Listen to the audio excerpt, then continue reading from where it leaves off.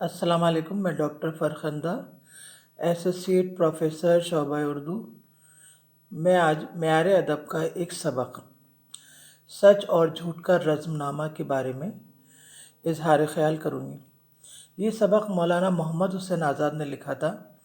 مولانا محمد حسین آزاد بھی سر سید کے رفیقوں میں شمار ہوتے تھے۔ رفیق کہتے ہیں دوست کو۔ جو سر سید نے ایک تحریک چلائی تھی اس میں مولانا محمد حسین آزاد، حالی، شبلی نعمانی، مولوی نذیر احمد یہ لوگ شامل تھے اور انہوں نے اس تحریک کو آگے بڑھانے میں بہت مدد کی اپنی تحریر کے ذریعے۔ مولانا محمد حسین آزاد نے ایک کتاب لکھی تھی جس کا نام تھا نیرنگ خیال۔ نیرنگ خیال کے میں سے یہ سبق لیا گیا ہے۔ یہ سبق تمثیلی پیرائے میں ہے۔ تمثیل کہتے ہیں کہ ہم ایسی بے جان چیزوں کو جاندار کرداروں کا نام دے کر اور اپنی بات کو واضح کرتے ہیں، کیونکہ انسان کی فطرت ہے کہ اس کو کہانی سننا اچھا لگتا ہے۔ اسی لیے جو ایسی باتیں ہیں جس سے نصیحت ملتی ہے اس کو اگر ہم نصیحت کو کہانی کے پیرائے میں بیان کریں اور بے جان باتوں کو جاندار کرداروں کے روپ میں پیش کریں تو اس کو تمثیلی پیرایا کہتے ہیں۔ مولانا محمد حسین آزاد نے ایک کتاب اور لکھی تھی جس کا نام تھا آب حیات۔ اس کے اندر اردو ادب کی تاریخ کی وہ پہلی کتاب تھی۔ اس کے بعد یہ نیرنگ خیال لکھی انہوں نے، اور سر سید کا جو مقصد تھا کہ اپنی سوئی ہوئی قوم کو بیدار کرنا، سوئی ہوئی قوم کو جگانا، ان کو تعلیم کی طرف مائل کرنا، اسی مقصد کو آگے بڑھانے میں مولانا محمد حسین آزاد نے بہت اہم رول ادا کیا، اور اسی کے تحت یہ سبق اور یہ کتاب لکھی گئی۔ سچ اور جھوٹ کا رزم نامہ۔ رزم نامہ کہتے ہیں جنگ کو، رزم کہتے ہیں جنگ کو۔ واضح ہو کے ملکہ صداقت زمانی، صداقت زمانی یعنی سچ کی ملکہ جو پورے زمانے میں ہے، پورے زمانے کی ملکہ، سچ کی ملکہ سلطان آسمانی کی بیٹی تھی۔ یعنی سلطان آسمانی کون؟ خدا۔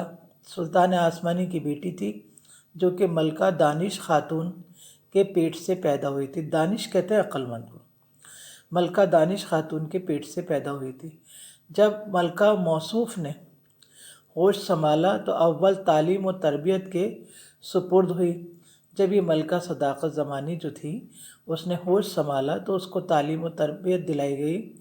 جب انہوں نے اس کی پرورش میں اپنا حق ادا کر لیا تو باپ کے دربار میں سلام کو حاضر ہوئی۔ یعنی جب ملکہ نے تعلیم و تربیت حاصل کر لی تب وہ باپ کے دربار میں حاضر ہوئی۔ اسے نیک اور نیک ذاتی کے ساتھ خوبیوں کے زیور سے آراستہ دیکھ کر سب نے صدق دل سے تعریف کی۔ اسے اتنی وہ نیک تھی کہ اس کی نیکیوں کو دیکھ کر اور اس کی خوبیوں کو دیکھ کر، زیور یہ بھی ایک زیور ہوتے ہیں۔ انسان کے اندر جو اخلاقیات ہوتی ہیں، جو مورل ویلیوز ہوتی ہیں، وہ ایک زیور ہوتی ہیں۔ زیور تو کہیں بھی کھو سکتا ہے لیکن انسان کی مورل ویلیوز جو ہیں وہ کہیں بھی نہیں کھوتی ہیں۔ وہ ایسا زیور ہے جو ہمیشہ اس کے کام آتا رہتا ہے اور اس کی شخصیت کو چمکاتا رہتا ہے۔ آراستہ مانے اس کو پہنے ہوئے دیکھ کر، آراستہ دیکھ کر، آرائش زیبائش کہتے ہیں، اس سے اس کی چمک دمک جو آتی ہے چہرے پر، سب نے صدق دل سے، صدق مانے سچے دل سے تعریف کی۔ عزت دوام کا تاج مرصع سر پر رکھا گیا ہے۔ عزت دوام یعنی بہت عزت، توقیر، بلندی کا تاج، مرصع کہتے ہیں جڑا ہوا۔ کس سے جڑا ہوا؟ ہیرے جواہرات سے جڑا ہوا تاج مرصع اس کے سر پر رکھا گیا ہے۔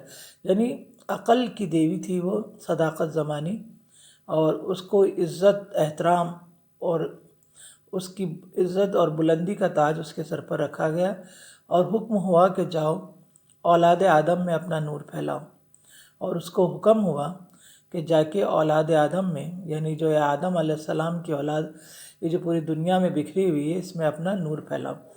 یعنی سچ جو ہے وہ ایک نور ہوتا ہے، سچ کے ذریعے ہی انسان کے دل میں نور کی کرنیں پیدا ہوتی ہیں۔ عالم اسفل میں دروغ دیوزاد ایک سفلہ ناپکار تھا کہ اس دنیا میں، اس گناہگار دنیا میں دروغ دیوزاد، یعنی دیوزاد کہتے ہیں دیو کو، آپ نے سنا ہوگا پرانی کہانیوں میں کہتے تھے ایک دیو تھا کالا بھجنگ اتنا بڑا سارا، تو ایسا ہی ایک دیو تھا جو کہ جھوٹ بولتا تھا، وہ جھوٹوں کا دیوتا تھا۔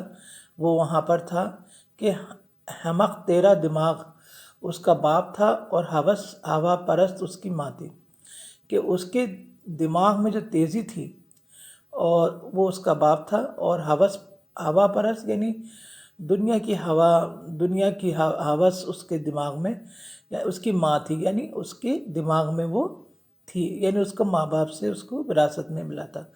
اگرچہ اسے دربار میں آنے کی اجازت نہ تھی، مگر جب کسی تفریح کی صحبت میں تمسخر اور ظرافت کے بھانڈ آیا کرتے تھے تو ان کی سنگت میں وہ بھی آ جاتا تھا۔ اس کے بقیہ حصہ میں اگلے لیکچر میں پیش کروں گی اور آپ کو سمجھاؤں گی۔ اللہ حافظ۔